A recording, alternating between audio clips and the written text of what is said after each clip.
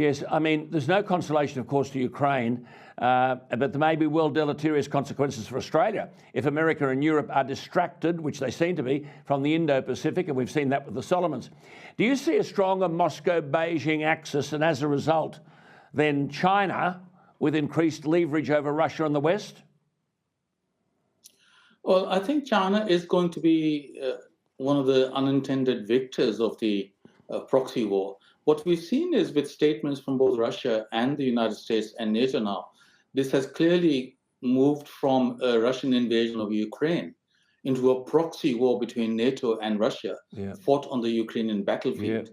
I think China might emerge the victor with a weakened Russia, much more dependent on it. But at the same time, I think China will also be taking heed of the lessons that you should never underestimate the fierce determination and courage of people to defend their homeland against aggressors, which could be and Taiwan. The difficulties of absolutely. Just let's go to a bit of history here. Let's go to a bit of history here. When the US Senate ratified the decision to enlarge NATO in 1998, George Kennan, the architect of the Cold War containment doctrine, said, quote, "I think it is the beginning of a new Cold War. Of course, there's going to be a bad reaction from Russia. And then the NATO expanders will say, well, we always told you that is how the Russians are." So the West were warned, weren't they?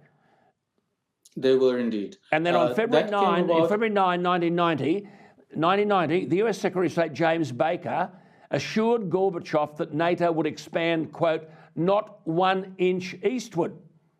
That hasn't been honoured. That's a more interesting discussion because there's evidence that that comment came in the context of the reunification of Germany.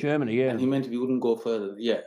But despite that, as you said in your introduction, Mikhail Gorbachev, Boris Yeltsin, and Vladimir Putin have all made very clear that there was never, commitment is an interesting word, there was never any formal agreement or treaty to that effect. No. But clearly the Russians believed that the terms on which they had acquiesced peacefully to the end of the Cold War and the reunification of Germany included assurances from the West, and not just the United States, multiple Western leaders, that they would not be expanding eastwards. That's it. They were broken. The NATO war in Serbia was a shock to them, and they've made very clear since then that, and repeatedly, when William Burns, who's now Bill Burns, now the CIA director, when he was ambassador in Russia, he sent forth a cable that was very interesting back in 2008, I think, where he pointed out that this is something on which Russians of all political persuasions are united. It's both a strategic background and a neuralgic.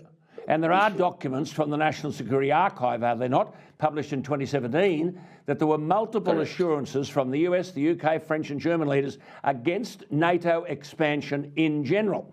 And then Gorbachev, in his book, In a Changing World, said, quote, "NATO's enlargement to the east," after he left office this is, "violated the spirit of the agreements reached during Germany's unification and undermined the multiple trust that had been built through arduous efforts."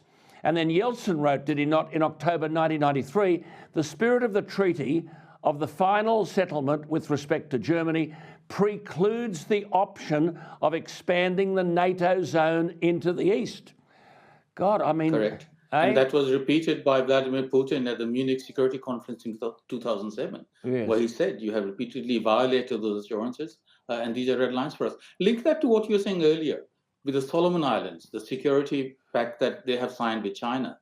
And our Prime Minister says, and the Americans agree, that any military presence of China there would be a red line. Well, if that is a red line for us, why is it so hard for us to understand, given the geography, given the history and the geopolitics, that Ukraine and Georgia seeking membership of NATO was a very bright red line for the Russians?